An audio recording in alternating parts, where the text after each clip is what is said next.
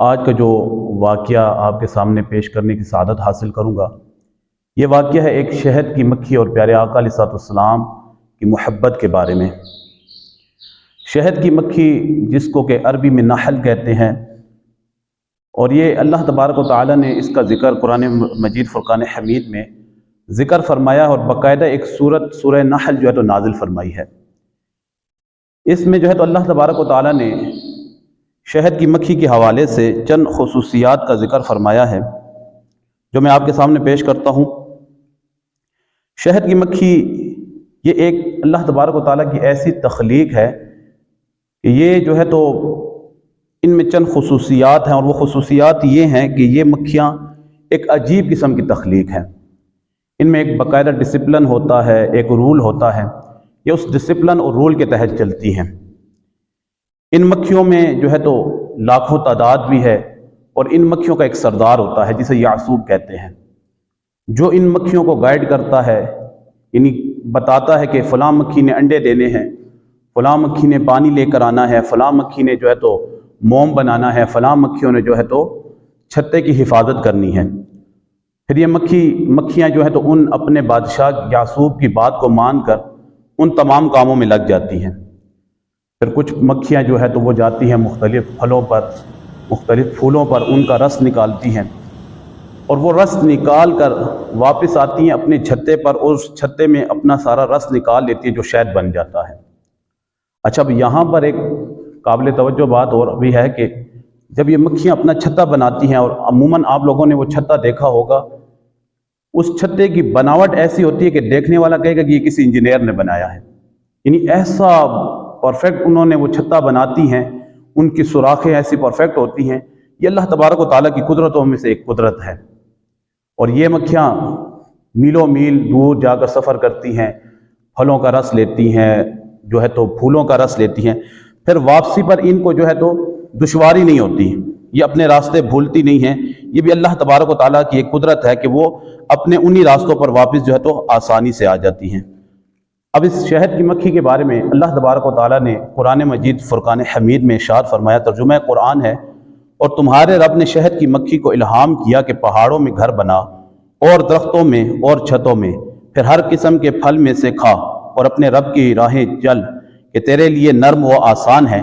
اس کے پیٹ سے ایک پینے کی چیز رنگ برنگ نکلتی ہے جس میں لوگوں کے لیے شفا ہے، اور بے شک اس میں نشانی ہے دھیان کرنے والوں کے لیے۔ یعنی مکھی جو اپنے پیٹ سے نکالتی ہے شہد، اللہ تبارک و تعالیٰ کا قرآن فرماتا ہے کہ اس شہد میں شفا ہے۔ اب یہاں پر ایک بات ہے کہ یہ جو پھول ہوتے ہیں، ان کے جو ذائقے ہوتے ہیں، بعض پھول ایسے ہوتے ہیں جن کا کوئی ذائقہ ہی نہیں ہوتا، بعض پھول ایسے ہوتے ہیں کہ جن کے ذائقے تو ہوتے ہیں لیکن وہ کڑوے ذائقے ہوتے ہیں۔ لیکن اللہ تبارک و تعالیٰ کی قدرت دیکھے کہ مکھی جب ان پھولوں اور ان پھلوں سے رس لیتی ہے اور واپس اپنے چھتے میں آتی ہے، اور جب اپنے پیٹ سے شہد کو نکالتی ہے، تو اب وہ جو پھول کڑوا تھا یا وہ پھول جو بے ذائقہ تھا، اب وہ اس کے پیٹ میں نکلنے کے بعد میٹھا ہو جاتا ہے۔ یہ کیسے؟ آئیے سنتے ہیں اس کے بارے میں۔ جلال الدین رومی علیہ رحمہ اپنی کتاب مثنوی شریف میں اس روایت کو لے کر آئے۔ آپ فرماتے ہیں کہ ایک دن سرکار دو عالم صلی اللہ علیہ وسلم اپنے صحابہ کرام کے ساتھ کہیں تشریف لے کے جا رہے تھے۔ راستے میں ایک جگہ پر آپ نے پڑاؤ کیا، وہاں پر جو ہے سٹے کیا، اور صحابہ سے فرمایا کہ اے میرے صحابہ، یہاں پر ہم ٹھہرتے ہیں، تم نے جو کھانا پینا ہو کھا لو، پھر انشاءاللہ اس کے بعد جو ہے سفر کا آغاز کریں گے۔ صحابہ کرام وہاں ٹھہر گئے۔ ٹھہرنے کے بعد صحابہ کرام نے اپنے جو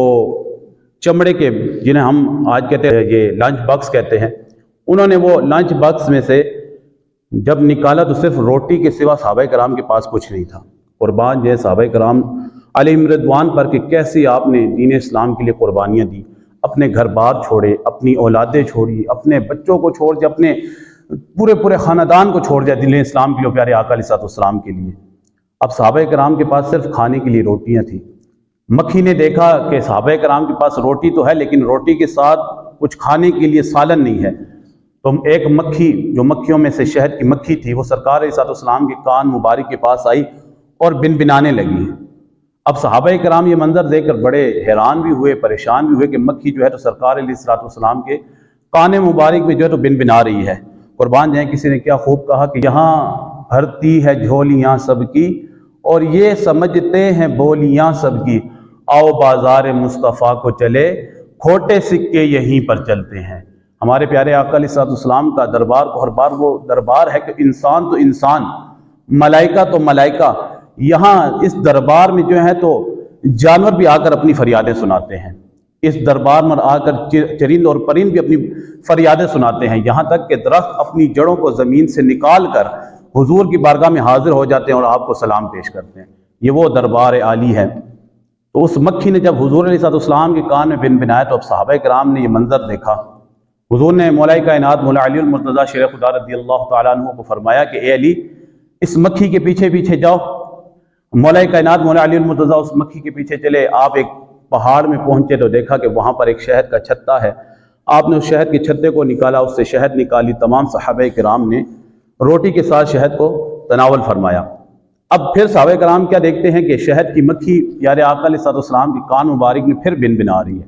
پھر حضور علیہ السلام سے محبت کا اظہار کر رہی ہے، پھر سرکار دو عالم صلی اللہ علیہ وسلم سے باتیں کر رہی ہیں۔ اب کی بار صحابہ نے پوچھا یا رسول اللہ اب شہد کی مکھی کیا کہتی ہے؟ تو اب یہ بات سننے کی ہے اور محبت کی بات ہے۔ دیکھیں کیسی محبت جو ہے تو مکھیاں بھی حضور سے کرتی تھی۔ تو حضور نے فرمایا کہ صحابہ کرام یہ مکھی اب مجھے بتا رہی ہم شہد بناتے کیسے ہیں، ہم اس شہد کو کس طرح بناتے ہیں؟ تو صحابہ نے پوچھا کہ یا رسول اللہ بتائیں کہ کیسے بناتی ہیں شہد؟ تو سرکار علیہ السلام نے فرمایا کہ اے میرے صحابہ، مکھی کہہ رہی ہے کہ ہم شہد اس طرح بناتے ہیں کہ ہم جب پھولوں کے لیے چلتے ہیں، ہم جب پھلوں کے رسوں کے لیے چلتے ہیں تو ہمارے آگے ہمارا ایک بادشاہ ہوتا ہے، ہماری ایک ملکہ ہوتی ہے، ہم اس کی قیادت میں اس کے پیچھے پیچھے چلتے ہیں، پھلوں پر بیٹھتے ہیں، ہم پھولوں پر بیٹھتے ہیں، ان سے رسوں کو نکالتے ہیں، جب رس کو چوس لیتے ہیں تو ہم پھر واپس اپنے چھتے کی طرف آتے ہیں، جب اپنے چھتے کی طرف آتے ہیں، اپنے چھتے پر بیٹھتے ہیں تو ہمارا جو بادشاہ ہوتا ہے وہ ہمیں درود پڑھنے کا کہتا ہے، ہم تمام مکھیاں مل کر پیارے آقا علیہ السلام کی ذات پر درود پاک پڑھتے جاتے ہیں اور اپنے پیٹ سے شہد کو نکالتے جاتے ہیں۔ یہی وجہ ہے کہ وہ جو کڑوے پھل ہوتے ہیں یا پھول ہوتے ہیں ان کی جو کڑواہٹ مٹھاس میں تبدیل ہوتی ہے وہ نام محمد کا صدقہ ہو جاتی ہے۔ اللہ تبارک و تعالیٰ حضور پر درود پڑھنے کی وجہ سے اس کڑوے شہد کو یا اس پھیکے شہد کو مٹھاس میں تبدیل فرما دیتا ہے۔ اب یہاں پر مولانا روم علیہ رحمہ نے ایک نتیجہ نکالا اور انہوں نے کہا کہ اے لوگو، اگر گناہ کر کر کے تمہارے دل بھی کڑوے ہو چکے ہیں، اگر گناہ کر کر کے تمہاری زندگیوں میں بھی کڑواہٹ بھر چکی ہے تو پھر آؤ، ان مکھیوں نے ہمیں بتا دیا ہے کہ اگر کڑوی زندگی ہے یا تمہارے دل کڑوے ہو گئے ان کو میٹھا کیسا کرنا ہے، تو پھر حضور کی ذات پر درود پاک پڑھو۔ حضور کی ذات پر درود پاک پڑھتے جاؤ کہ تمہاری زندگیاں میٹھی ہوتی جائیں گی، حضور پر درود پاک پڑھتے جاؤ کہ تمہارے دل بھی میٹھے ہوتے جائیں گے۔ تو اللہ تبارک و تعالیٰ سے ہم دعا کرتے ہیں کہ اللہ تعالیٰ ہمیں جب تک ہماری زندگی ہے حضور علیہ السلام سے سچا پکا عشق کرنے کی توفیق عطا فرمائے اور خوب خوب حضور علیہ السلام کی ذات پر درود و سلام پڑھنے کی توفیق عطا فرمائے۔ آمین بجاہ النبی الامین صلی اللہ تعالیٰ علیہ وسلم۔